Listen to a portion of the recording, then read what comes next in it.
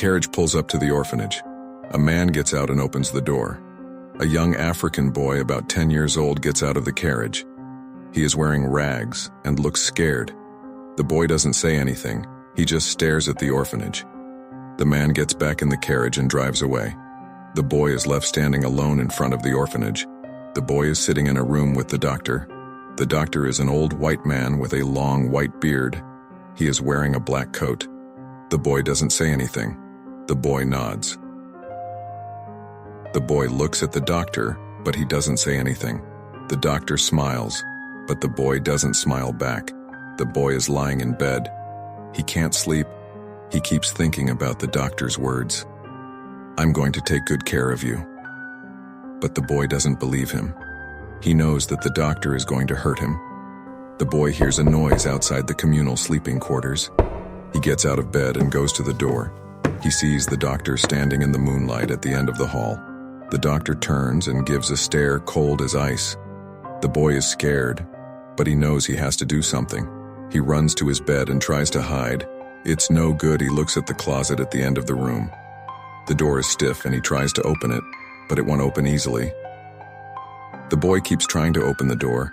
He hears the main door creak open, followed by footsteps, but it won't budge. He hears the doctor coming closer. The boy is backed up against the door. He can see the doctor's face, between the shadows and the beams of moonlight. The doctor's eyes remain cold and lifeless, like a man possessed, focused only on Phillip.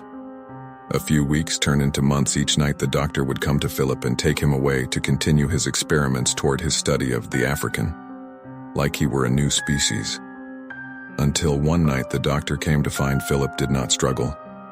Curious, the doctor felt maybe he had subdued the boy, and he had accepted the routine. As the doctor began to set up his equipment, he heard one of his instruments fall from the stand next to Phillip. As the doctor reached down to pick up the instrument, he looked up to find Phillip staring back at the doctor with eyes as cold and lifeless as his own. Mesmerized by the glare, he failed to notice the scalpel lodged in his jugular. The next morning, the orphanage is in ruins. The fire has been put out, but the damage is extensive. The bodies of the orphans and the doctor are being taken away. Some say Black Phillip died in the fire and his spirit follows evil men in the shadows to exact revenge for the hopeless souls lost to violent, wicked men. Remember to treat those how you would wish to be treated, otherwise you may get a visit from Black Phillip. If you found yourself captivated by the echoes of the supernatural and the mysteries that lie just beyond the veil, remember to like and subscribe to our channel. By doing so, you ensure that you won't miss the next spine-tingling journey into the realm of the macabre.